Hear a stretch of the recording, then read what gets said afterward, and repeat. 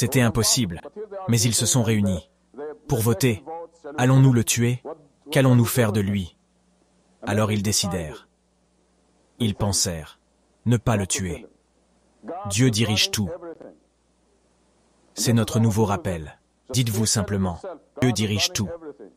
Spécialement quand vous hésitez à vous opposer à faire quelque chose ou à perdre votre sang-froid. Quand vous hésitez, dites-vous, il faut vous séparer de vous-même dès maintenant. Quand vous perdez votre sang-froid, contre un ami, ou un conjoint, ou un frère, ou une sœur, ou n'importe qui dans la rue, dites-vous, vous n'êtes pas un musulman.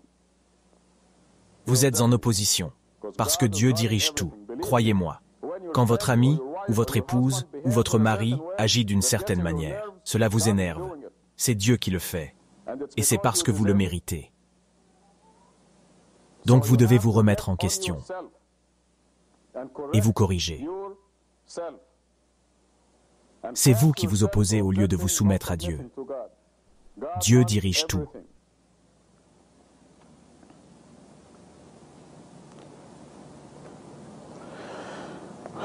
Je veux vous donner un exemple afin que vous compreniez comment Dieu dirige tout, comment il nous donne la liberté de choisir.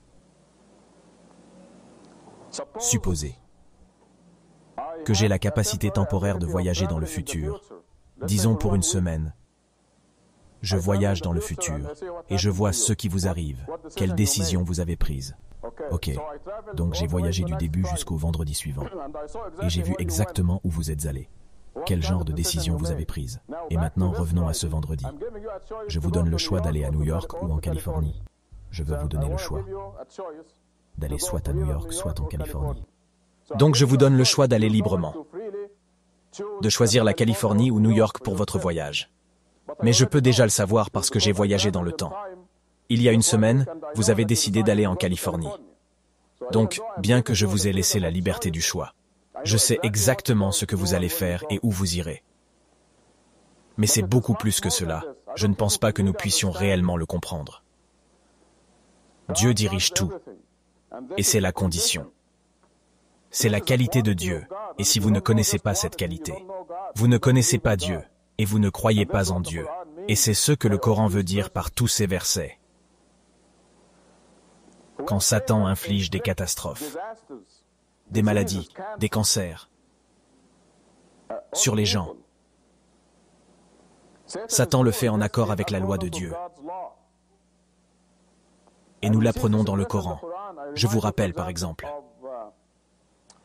quand les disciples de Jésus ont demandé un festin venant du ciel, Dieu a dit, « Ok, je vais vous l'envoyer, mais si l'un de vous mécroit, je le punirai sévèrement,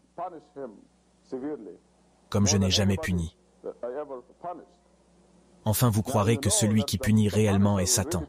Non, c'est Dieu, c'est la loi de Dieu.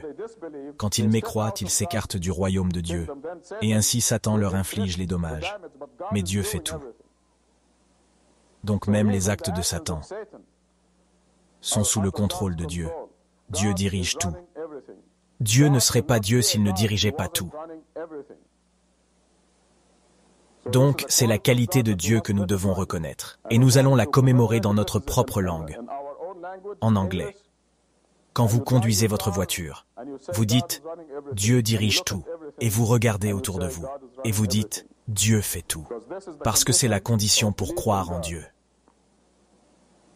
Le Coran dit très clairement, quand quelque chose de bon vous arrive, cela vient de Dieu. Quand quelque chose de mal vous arrive, cela vient de vous. Mais Dieu dirige tout.